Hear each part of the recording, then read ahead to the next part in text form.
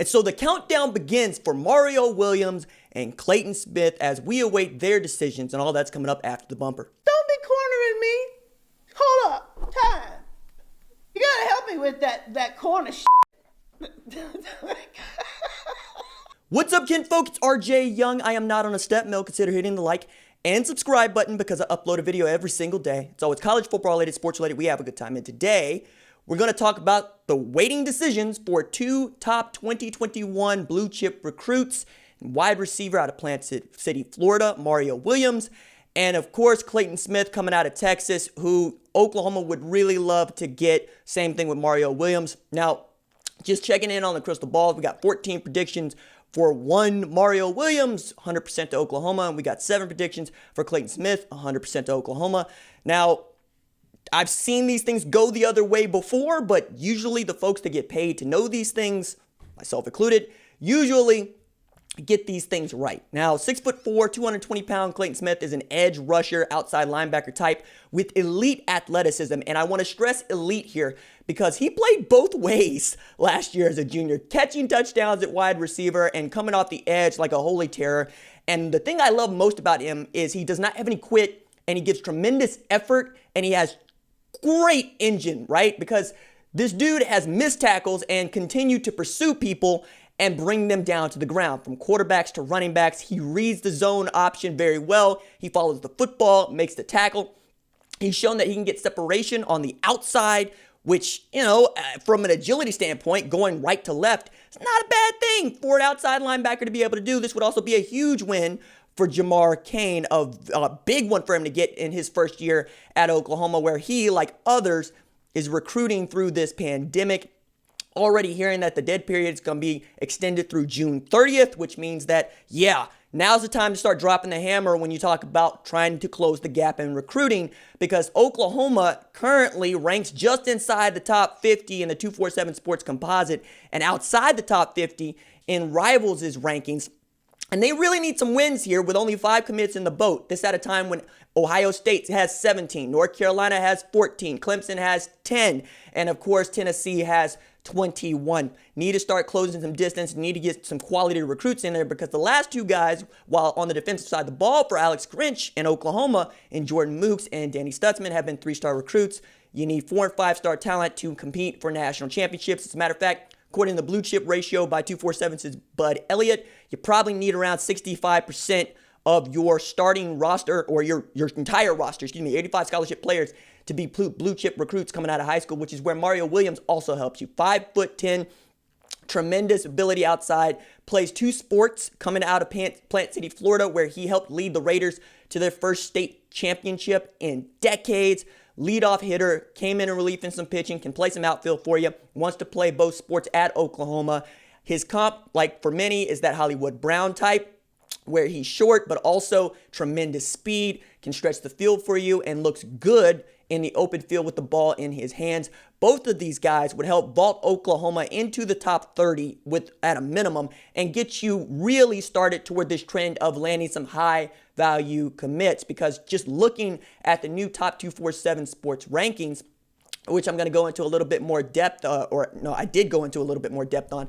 One of the things that I did find most interesting about them is Oklahoma is in on the number 1 quarterback and the number 1 running back, with all the crystal ball predictions right now showing that Caleb Williams is eventually going to make a choice that leads to Oklahoma looking pretty good, though LSU is still there somehow, and Maryland feels like they really got a shot. And I'm not going to rule out Mike Locksley at this point, but man, it'd be a big win for him to get that kiddo, and he's done it before. He flipped 5-star wide receiver Rakeem Jarrett from LSU, but a quarterback is not a wide receiver. So both Clayton Smith and Mario Williams can help you. We'll wait their decisions.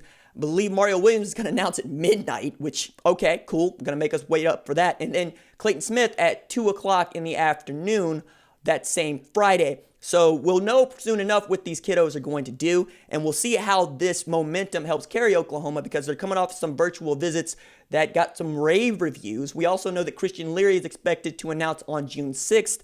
And going into the summer, maybe Oklahoma not only begins to close the gap between them and, say, a top 15 finish, but also start threatening for that top 10 finish which is where we would expected Oklahoma to finish here in recent years, finishing at number 11 last year and then number 6 in 2019.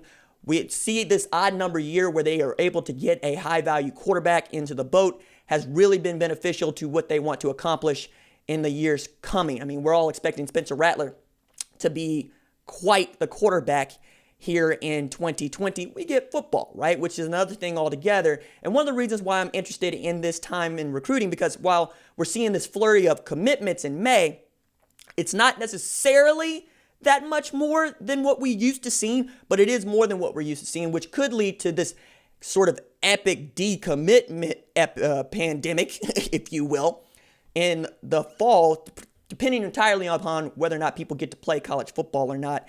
And one of the things that I have just ascertained and sending some text messages is some specifics, like Cal State's university system has announced that they're basically going to go to online classes, but USC, for instance, is a private school, and they'll do what it is that they think they ought to do. And Mike Bone has been forthright, saying that he's met with the Pac-12 and Commissioner Larry Scott and his staff, along with other athletic directors, basically every single day during the work week, and they're going through all sorts of contingencies that would lead to something like football, because right now it seems like the West Coast is going to be locked down a little bit tighter than the Midwest, than the South, and then the Heartland. So that could have some drastic effects on places like USC, Arizona State, and of course Oregon, where Kate Brown, the governor, has said, hey, we're probably going to be at the stay-at-home deal all the way through September. The state of California has imposed a 3-month stay-at-home deal, and we have churches that are suing Governor Gavin Newsom to stay open.